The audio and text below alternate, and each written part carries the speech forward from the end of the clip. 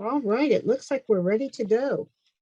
Hello, everyone, and welcome to Demystifying Grant Financial Management.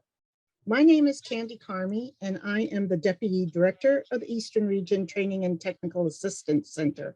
And we are so glad to have you join us today at this session of the ACF Indigenous Programs Conference. We hope that you have been enjoying the presentations that you've been visiting over the past day and a half.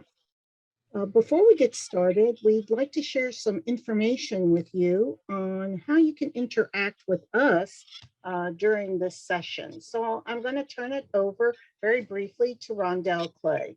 Rondell? Hello, everyone, and welcome.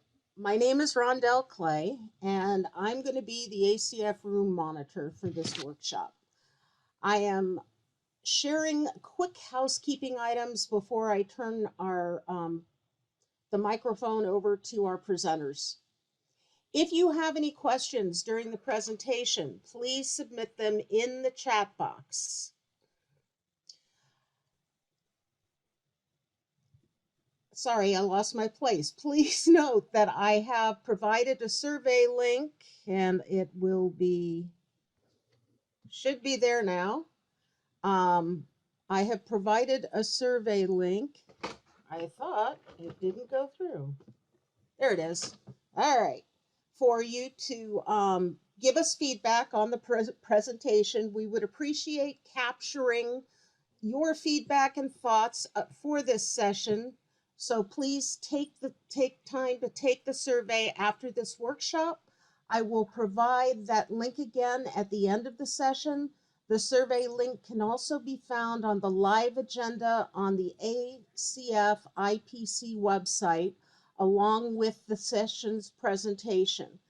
Finally, as a quick reminder, all workshop sessions are being recorded for on-demand viewing via the 2022 ACF IPC website until April 25th, 2022.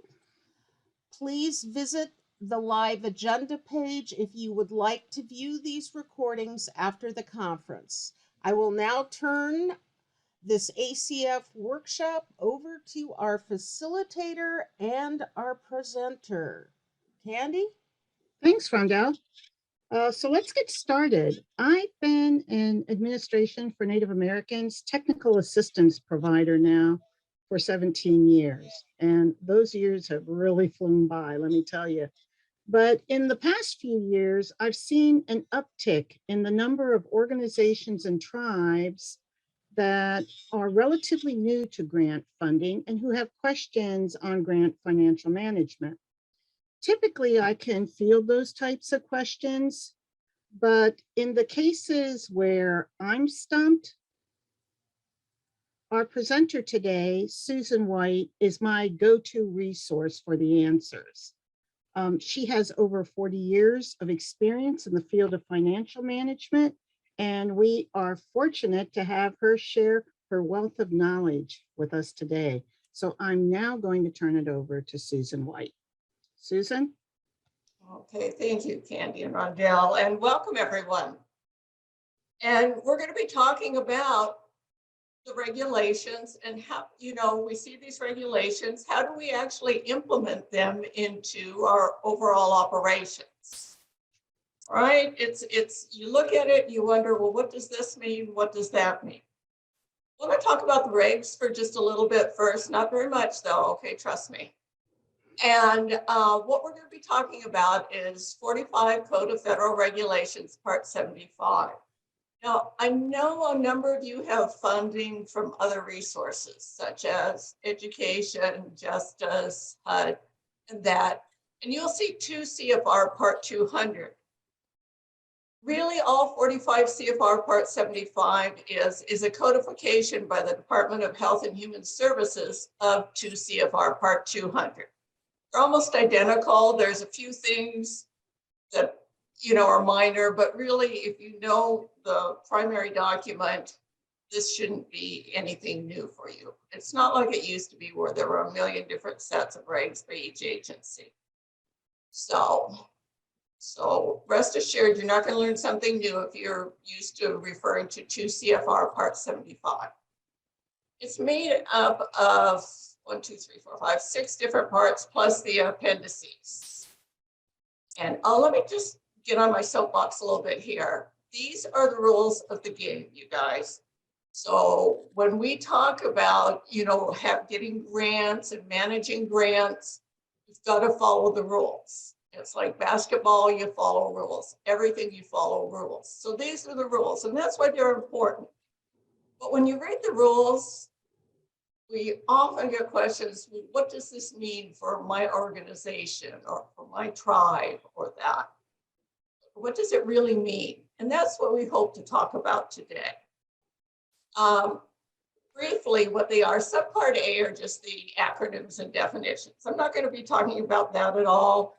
If you need to, look to see what they're specifically talking about, you would go to the definition. A couple of them I think are, that are new or, you need to refer to as the new method of procurement, which is a micro purchase. You need to see what the thresholds and the threshold changes on that. The other one that I think is important is the protected personally identifiable information. What all is protected? Okay, so you'll need to know that for your own internal operations with staff, what they're talking about, and also for your participants in your project. All right, subpart B, that's just general provisions, you guys. That's just saying this is what goes in a funding opportunity announcement and that kind of stuff. You probably won't go there a lot. Subpart C is before you get your award. And there's a couple of things in there. They talk about the difference between getting a grant award, a cooperative agreement, or a contract. I think that's important that you know what type of instrument is being used to award you the funds. So you may want to take, we all know grants, but say you get a cooperative agreement. What does that really mean? So that's important for that. One part that I do think is important and you all should take a look at is review of risk. Okay, before any federal agency awards a grant, they're going to do a review of risk. And so you need to know what documents you need to have available should they contact you and ask you during the review of risk. You want to have those available because you all know that the time frame is very short during the negotiations before you get the award. So in things that they look at are prior audit findings, maybe your policies and procedures, your financial stability, that type of stuff. The other thing in there that you're going to want to take a look at is suspension and debarment. I'm sure you all know that you're not allowed to purchase from or contract with anybody that's on the suspended or debarred list or has exceptions. You'll find that list in SAM, the System for Administrative Management, the government system. So it does speak to that. And that's fairly important with expenditures and especially for those of you that are subject to audit. What we will be focusing on today will be subpart D, which is the post-award, because that's where you're all at right now. You've all gotten grants. That's where you were invited to this conference. We don't have time to talk about everything. So unfortunately, as much as I would love to, you didn't give me enough time. So we'll only be talking about the ones that the grantees seem to have the most challenges with. Right, but there is other information in there that I think is important that you should review, such as what are the requirements around program income if you're generating any income from your grant, revisions, when do we have to go in for a budget or a program revision, equipment and property, there's certain requirements for your property and your equipment records. The big one that sadly we can't talk about today is we just don't have the time is procurement. Procurement's a big deal. So when you get a chance, I'm sure you're all going to run to it and look at it. We are going to talk about subpart E, the cost principles today, because that will affect expenditures and things. So we'll talk about that. Not going to talk about audit requirements. I know there's other sessions going on that are talking about audits and that we just don't have time today. And then the appendices, we won't be talking about at all today. Andy? Let's get going, you guys. Subpart D, post-award requirements. All right. The first thing we're going to talk about, next one, please, is internal control. And the reason I pulled this out first is because it is so critical. It's, of all the audits I review, this is probably the most common finding that I see, are internal controls. So when I thought about what it says in the regulations, you have to establish and maintain effective control over the federal award that provides reasonable assurance that everything's managed correctly. So when I thought about that, I thought, well, if we're going to have internal controls within the organization that I was working at, let me take a look at what the federal standards for internal control are. And that is no easy task, you guys. It's massive. But there's a lot that you can draw from it when you're doing it. In the standards, they talk about risk assessment. Okay, are you assessing what the risk is? You know, what are your control activities? You know, how are you communicating to staff and others information and monitoring? Those are the 4 major areas that they speak to, and they speak a lot to each one of those, trust me, to each one of those areas. Basically, what it boils down to in my mind is, what's the integrity of your organization? What are your standards of conduct? All right. What oversight do you have for all financial activities?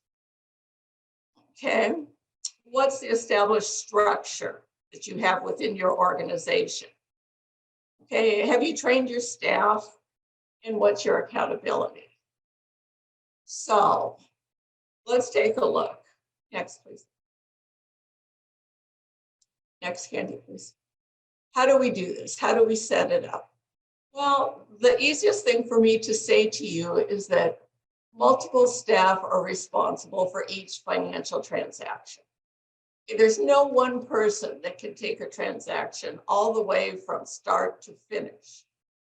And we see that, and how we do that is like through our purchase orders, through our expense vouchers. Some people use check requests, you know, to get an expenditure initiated, and then who can initiate it, who can approve it, and then who actually writes the check, and then how does the check get mailed out, or who does the ACH transfer? A lot of you are using ACH transfer now for expenses. Okay. Another thing that we have is our bank reconciliations. Our bank reconciliations, we are doing those monthly. You know, there's one person that does the reconciliation and another person that reviews it and approves it. Another internal control might be your annual inventory of your equipment or your property. Equipment is what's most common. Are you tagging that equipment? All of these are internal controls that you're using within your organization. On the next slide, let me give you an example of one organization. First, this would be on their bank reconciliation. Oh no, this is on their deposits. I take that back. One person writes the deposit for the bank. Say this, I don't know if most of the funds that you get probably now are through ACH transfer. But some of us still get checks, or if you have an event, you may have cash. So one person writes the deposit in this organization's example, and another person takes the deposit to the bank. So you have 2 people involved. Then a different person reconciles the bank statement monthly, and someone else reviews the bank reconciliation. In this case, they have 4 different people involved in following that cash into the organization all the way through, from documenting it to getting it to the bank to ensuring that it's on the bank statement to review of it all. Another example is if a person is requesting to purchase supplies or something. Okay, so they may do an expense voucher, a check request, whatever it is, and then another person has to approve that. All of those are examples of how you have multiple people involved in each transaction, each financial transaction. And on the next slide, we have some examples. Here's two of mine. Okay, one is an expense voucher. It's for the state of Colorado to pay the annual fee. And I take it from expense voucher to purchase order. Not all of you do that. You have to take a look at what works for your organization and what is best for your organization. But those are all examples of internal controls where we have different individuals involved. And that's what you really want to look for. Do I have multiple people involved in every financial transaction? And I know for some of you from smaller organizations, this is challenging, but you're just going to have to figure out how you can get different people involved so that one person can't take it from start to finish. That's the important thing, is that there's multiple people involved. So that's internal controls. And I really do want to stress internal controls because it is a major finding within audits. All right, now let's look at some of the other financial management standards. This is a big one, okay? It's records that identify the application, the source and application of funds. I've kind of scrunched two of the financial management. There's, let me back up a little bit here. The financial management standards that are required, there's 8 of them, and I've put 2 of them together here. Records that identify the source and application of funds, and these records must contain information pertaining to federal awards and be supported by source documentation. Okay, so that's a big one. So how do we do that? How do we do that? Well, it starts, let's go to the next slide. Okay, it starts with how you've set up your accounting system. And here's my example for what I do. I use Sage accounting software. Some of you use QuickBooks, some of you use MIP, others use Dynamics. There's all different kinds of accounting software. But it starts with your chart of accounts. I know with QuickBooks, you can put in classes and things like that, and the functionality that you have.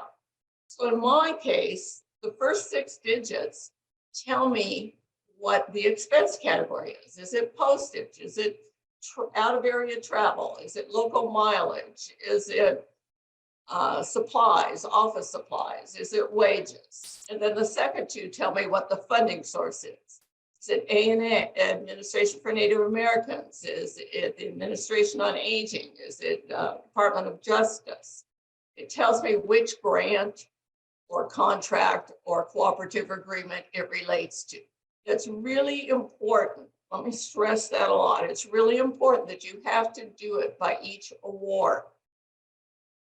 Say that you have a language program, and the language program has cross-cut funding. So you're getting funding from both the Administration for Native Americans and also from Department of Education. You can't just smush them all together and say, this is our language project expenses. You're going to have to track it by funding source. That's very, very key to all of this. Okay, and then you can structure it. I've seen everything from chart of accounts where the coding structure is 20 digits long to as short as mine. I keep mine as simple as possible. So again, remember, you're going to have to be able to identify it by award, and then you would have your expense categories that you put it to have that. So that's the first part of this management standard, is that we have to identify the source and the expenditures by award. It's real key. Now in A&A's case, you have to even take it one step further, because you have budget periods that are only 1 year. So each year you would have to track separately. Right? So that's it for the tracking of it within your accounting software. Now the second piece to it we'll show on the next slide, which is the source documentation. Right? And again, you have to have source documentation for everything. It could be invoices that you got for some office supplies that you bought. It might be some invoices that you have for consulting services that you secured or used. It could be timesheets, it could be lease agreements. I mean, the list is endless. We can go on and on of what it could be.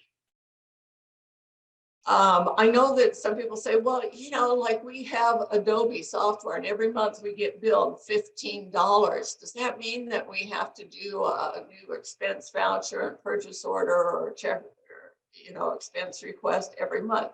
Not necessarily. If you put in your system ways that will cover maybe the first month of each corporate year, you put in the expense voucher to cover that full corporate year. So again, when you're designing your system, make sure that you are able to show that it's been approved, but don't make it overly burdensome. Let's look at some of the examples as source documentation on the next slide. Here's a timesheet. Okay, here's my timesheet, guys. And as you can see, I'm paid for multiple different awards, just like many of you are. Many of you are paid for multiple awards. The best way to do it is to track it by the award.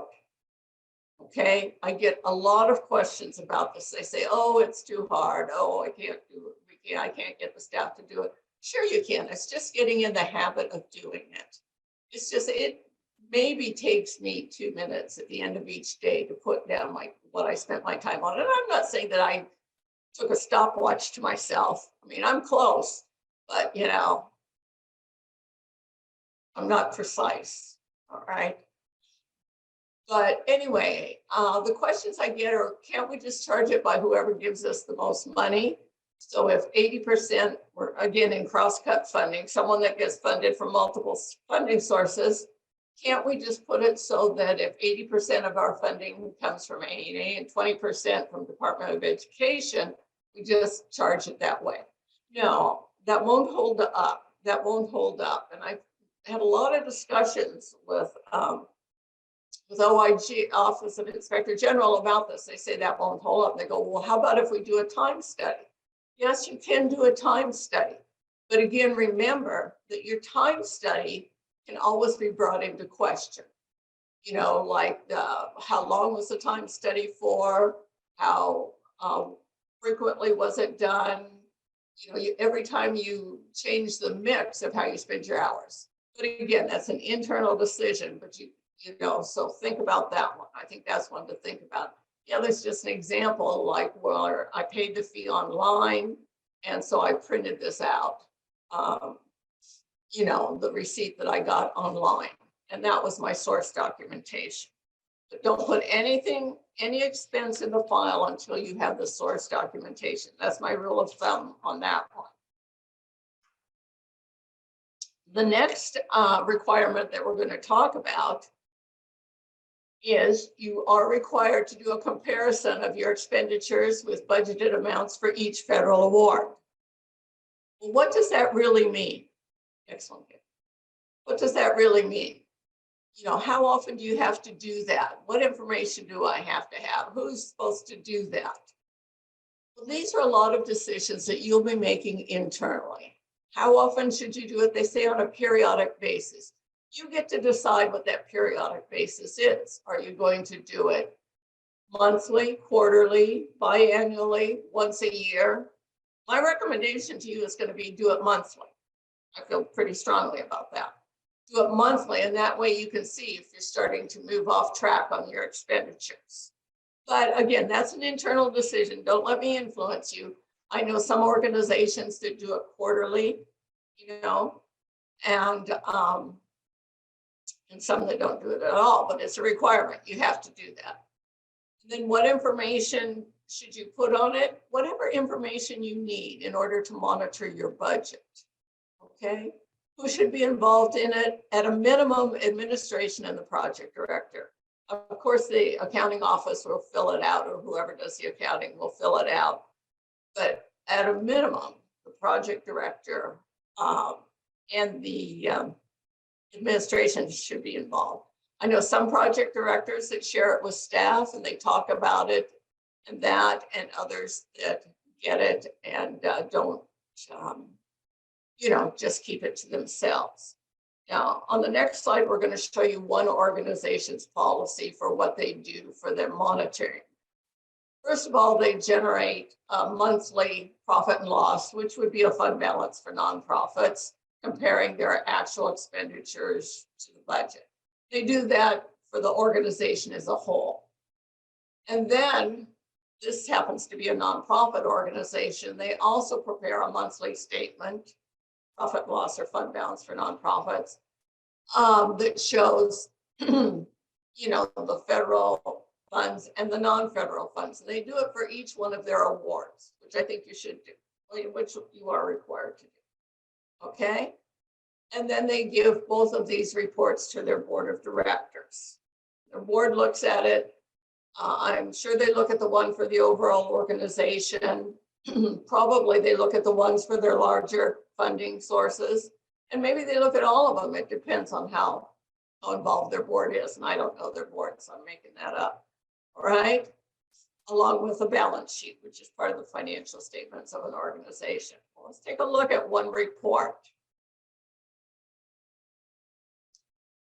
Here's one, and this is one that I use, okay, where you can see we have the budget and we have what the current expenditures are, what's previously done, cumulative, and how much we have left. Now, the other things, and this came out of my meetings with project directors, is they really wanted percentages of what's the percentage of time that has passed as compared to what we've spent. And they find this helpful because they can take a look, say that they have some supplies that they want to buy, but they don't know if there's enough money or not left. They can look at this and determine that. And it's not saying that the percent of time and percent of expenditures have to always match, because they don't. When you have a piece of equipment, it'll be 0% of expenditures until you buy it, and then it'll be 100% of expenditures, 98% of expenditures. But a lot of them use this in their activities. And I'm sure many of you that are program directors have thought, gee, I wish I had enough money to do this. And then you get to the end of the year and you end up where you haven't spent all your funds. Or maybe you're overspending and you're going to have to cut back on an event. It helps you to gauge that. And so it really should be used. It should be used by program people, very much by program people, and the administration uses it. We've all experienced cases where we've overspent or underspent the budget, and you want to minimize that. So that's the whole purpose of it, not just because it's a requirement of the regulations, but because it's a good management practice. So put those into play and put something that works into play, and finance people, get with your program people what works for them, because it's easy for us to create these and to prepare these, but we need something that's workable. And it's going to involve everyone, because you don't want every program to get a different report. You want to standardize it so that everybody's looking at the same thing. So that's it on monitoring your budget. That's a real important one, I think, from a management standpoint for you. The next requirement we're going to look at is cost sharing or match, right? And there are requirements around cost sharing or match. And let me talk, if you're an A&A grantee, you all have a 20% cost sharing or match. We can call this in-kind, we can call it match, whatever we want to call it, all right?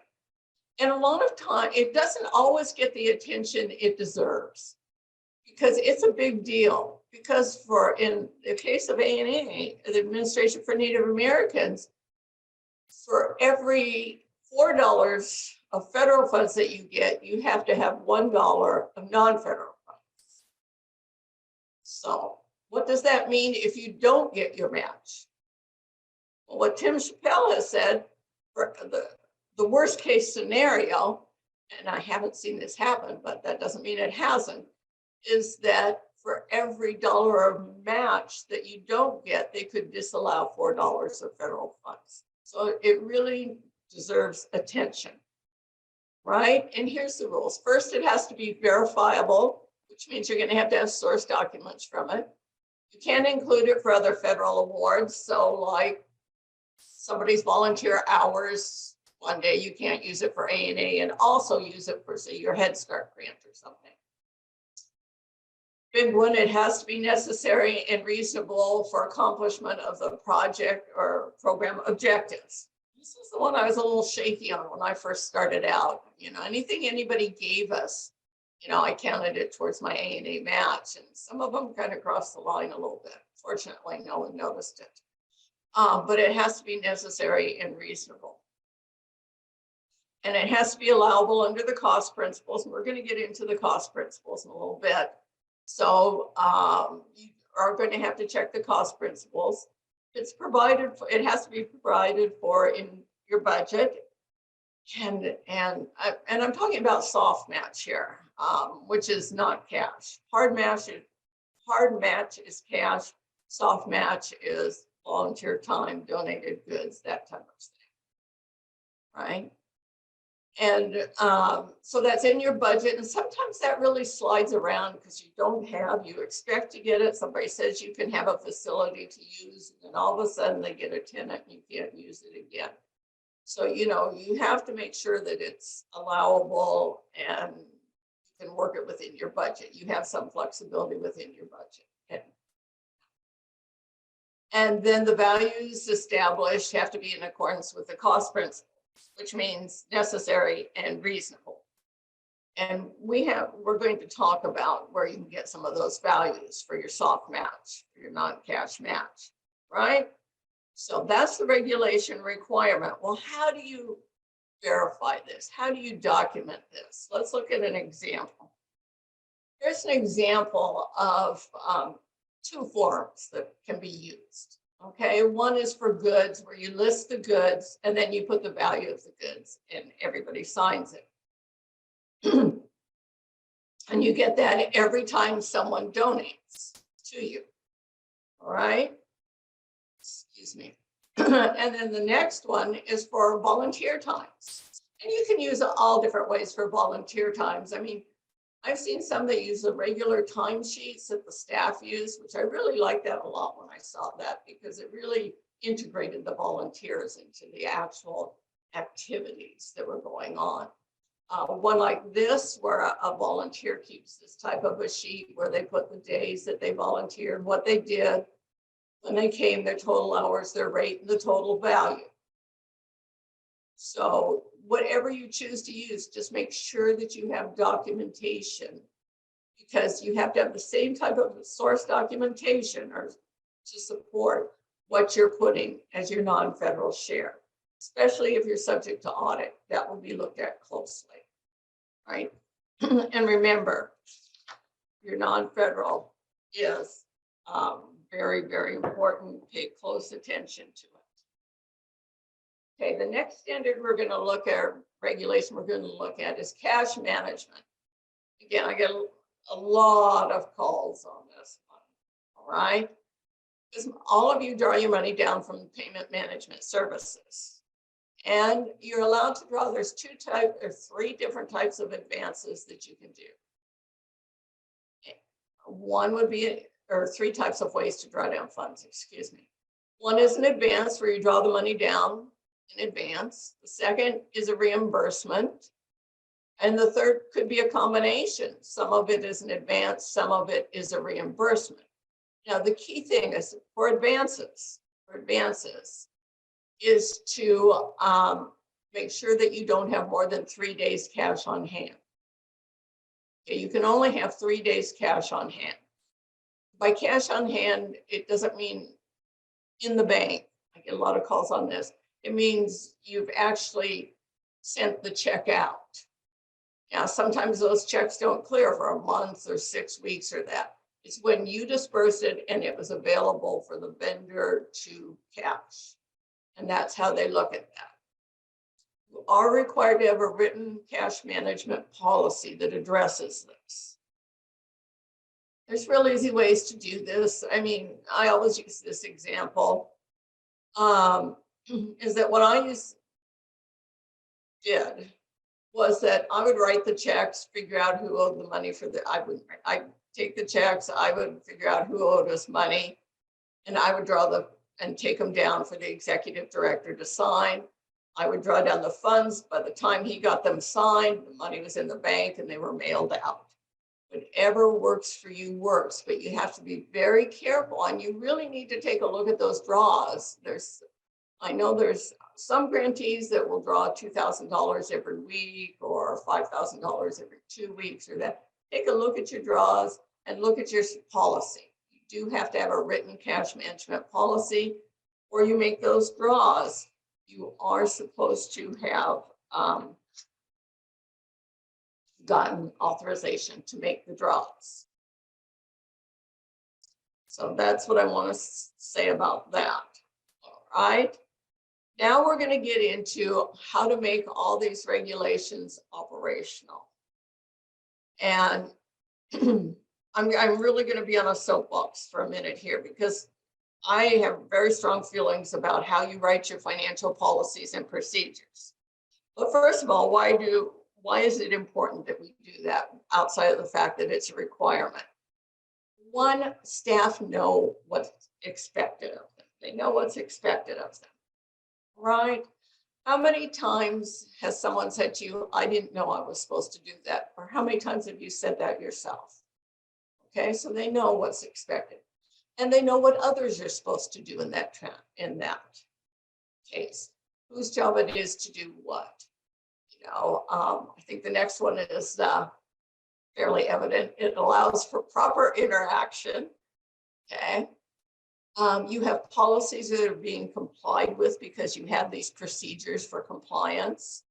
Okay, make sure that everything's done in a consistent manner and it's uniform and fair. We don't have one rule for one person and another rule for another person. It really does help to reduce the errors or the gaps, in your financial transactions, things that don't happen. Another big one, I think, is it really minimizes oral instructions. Have any of you ever been told something and they told you to do it the wrong way? Okay, that happens and they were probably told the wrong way. So, it's no one's fault. It just kind of gets carried through, and we all know how things go from one person to the next to the next. They change in between people. So it eliminates that. Okay, it sets up standards, I think is important. Another one that I think is very important is that the knowledge of how something is done doesn't leave if a person leaves. I can't tell you the number of organizations I've worked with where the person has left and they go, well, we always did it, Mary always took care of that. We don't know how she did it. She just made sure it happened. So, it really, it's written now. We have it. This is what we're going to do. I think it's a great tool, financial policies and procedures. Not everybody will agree with me, but personally, I think it's a great tool for training new employees. It's part of our orientation process that, bless their hearts, they have to go through what the regulations are and the financial policies and procedures. But then they know you've gone on with them. So that's my spiel, you guys. I think there's a lot of good reasons to have them, right? Okay, and what having written, next slide, what having them means that you're really analyzing work methods. You're really analyzing, how you're doing things. How many of you have ever written something, then you go back and read it and you go, that doesn't make any sense to me? Well, that happens with procedures and policies as well. So it helps you to analyze that. Okay, and then when you do make changes, and I am guilty of this thinking, oh, this is a good idea, we should do this. They're well considered as opposed to just spur of the moment and we do it and then you're like, what was I thinking? The other thing is that staff become involved. I think staff have great ideas. Non-financial staff have great ideas. I can't tell you that. I think they have absolutely excellent ideas. And when we get them, when you get them involved, they almost become people that, know it, advocate for it. They're self-policing. It's really good. Some of the best ideas have not come from me, but absolutely come from the staff. Not the best ideas, all of the good ideas. Okay, so now I'm going to talk about how you should write the procedures. One, they have to be understandable, right? And they can't be ambiguous at all. It's like, this is who does what. Okay, this is where we start, this is where it goes. Please make them uncluttered. These are not the grapes of wrath. I've looked at some state and city and county policies and procedures that even after reading them, I'm not sure what they should do, but they're 300 pages long. Okay. And, it needs to have enough detail though, so that everybody knows what's done, and you have to follow them. They have to be consistent. Right now, on the next slide, I show what you absolutely at a minimum need to have. One for how you receive cash. And by cash, I mean ACH, transfers of money, things like that. Okay, how you're allocating shared costs. Like if a direct cost is office space, do you do it by square footage, that type of thing. How you authorize and process an expenditure. Payroll, of course, how you do payroll, out of area travel, local travel. You need to have one for property and equipment, procurement. And I really wish we had time to talk procurement today, you guys, but we don't. You are required to have written procurement procedures. And then the cash management, which we just talked about. So you know what cash management that is. So let's look at an example of a procedure. This is for in-kind. You can see first, this is what the donor has to do. Identify it, review it, submit it to the organization. If it's a volunteer, this is what they do. The program manager, they look at it. They may or may not apply the fair market value. The donor might have applied that. They secure the signatures and they submit it to administration. Okay, and from there it goes to the next slide. Oh, wait, I'm sorry. Candy, can you go? Oh, no, this is okay. You can go to the next slide. Okay. Then the administrative director reviews it, verifies it, codes it, and gives it to finance, and finance enters it into the accounting records. Okay. A key component of policies and procedures, I think, is what is the purpose of this policy and procedure? And I should have talked to you about that first. You can see to accurately document. If you can't think of the purpose, you don't need that procedure. Okay, and then you have the actual procedure, which we just went through. I think there's two other things that should be in the procedure. One that we didn't put here because we've already showed it to you is what forms are used. And then have a copy of those forms. I mean, I can't tell you how many times I've gotten a timesheet from 10 years ago that we haven't used for the last 10 years, and I don't even know where they got a copy from. So always have the current form that's being used. And then if there's any additional information that needs to be provided. And I think that's it. Bam, done. That's what you need in a procedure, right? And so procedures are important. Here we have an example of what one organization for their federal reporting policy is. They just tell we're going to do it quarterly. We're going to do the audit, within 30 days after receiving the audit. These are all ties into regulation. We're going to submit it to the clearinghouse, okay? And at the latest, we'll have it in 9 months after the end of the corporate year, right? So that's their policy. And then they have their procedure, their internal audit procedure, and then have their management of the audit procedure that follows that. Incidentally, I get this question a lot. When do I have to get a single audit? If you expend more than $750,000 in federal funds during a corporate year is when you have to do that. So I hope I've convinced you guys all that policies and procedures are really key, and that just integrate the regulations into your policies and procedures. And that. Now, Eastern has provided or developed a number of tools for you to use to do this. So let me just take a minute, all I have left is a minute, to talk about those tools. One, they have for you a sample, a template for financial policies and procedures. And this template meets all of the requirements. So if you don't have written ones, take this, make it your own, change who does what, make it something that works for you, but you don't need to start from scratch. So I think that's a really good tool.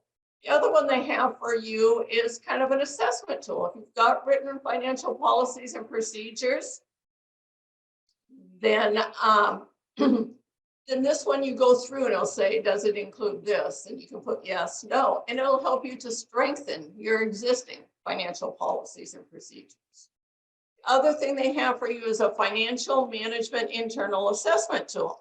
And this is, well, for those of you that go through audit, this is very similar to the internal controls and process questionnaire that you get, but it helps you take a look at your system and see if they're if you have some areas that need to be strengthened and where you stand with it. So I think that's a great tool. They also have 2 budget monitoring tools. One is for grants that start October 1st or September 30th, I should say. And the other one is for grants that start July 1st. And what you do is you just put your budget into the first worksheet and it'll pre-populate throughout all the rest of the worksheets. Then every month you just do your current expenditures and the formulas are in there and it will take you through, it'll help you to monitor it, right? And then they have a summary of 45 CFR Part 75, and that's a good tool to use when training staff, but also too, it just helps to get you in the right place. Always refer to the actual regulations when you have a question. And then they have 45 CFR Part 75. Then they have a couple of IRS publications, 526 and 561. That's if you're real hardcore, you guys. And what that does is that, it tells what people can write off. Well, I figure if the IRS lets them write it off, then probably how the IRS values it would work for my non-federal share. But you have to be hardcore to go into those. Okay. And the other thing that they have is they have links to where you can get, if you have a soft match, like the Salvation Army, great link for getting a value for used clothes. Goodwill, they do theirs by region, but they have a good one for if you want to get salary or how to value volunteer hours. Look at what people would be paid and do a wrap on it. Within your tribe or states have salary schedules. Also at the independent secretary pay scale, they have a tribal government one there that puts the value for different positions. Okay, so there's some resources that you guys can go to if you have a soft match. And with that, I am absolutely out of time.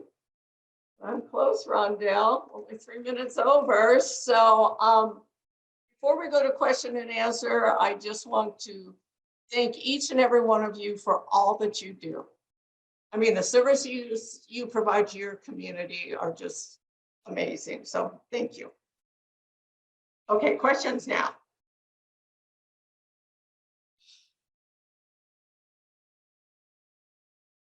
Any questions? Okay, we have some in the chat, and if anybody else has questions, you can raise your hand and unmute yourself. Let's start with this one. If you have a larger finance department, would you also have a department version of the rules?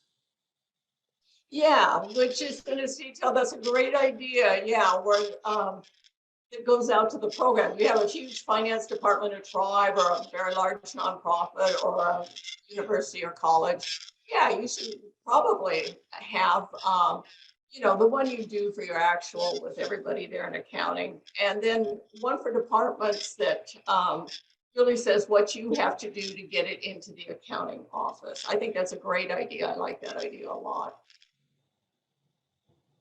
Okay, one more. Should the financial policies and procedures be shared with all employees? Absolutely. I think that's Susan White talking. I think everybody needs to know what they are. We make it part of our orientation of new employees. Everybody has to hear it. And one statement that I like to share with you, Susan. We have Anthony Lone Fight who says, "This is amazing, but just a tiny bit terrifying." I'm sorry. I'm so sorry. It really, don't let it scare you. It's really easy once you start looking at it and doing it. And Eastern region is giving you some great tools to help you with it.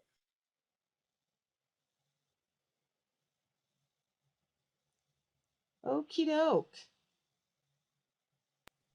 Any other questions?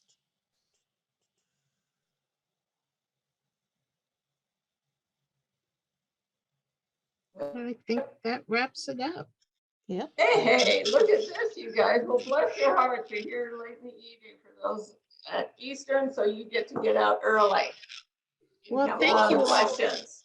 Good Well, luck with all of it. Susan. Thank you, Susan, and thank everyone for attending day 2 of the ACF Indigenous Programs Conference. And we hope that this session was informative. Before you leave, I just wanted to highlight a couple of things. Please, complete the survey. ANA would like feedback, or the conference host would like feedback on these sessions. And visit the virtual exhibitor hall. I just went there earlier and there's some really cool videos there. There's one from 3 affiliated tribes on their equine program. There's some on language. There's some really cool videos there. And you can also go to the ACF resources page to download other presentations and to get more detailed information on the ACF program offices and partners. Again, thank you all for your time today and for joining this session. And have a great rest of your day. Thank you.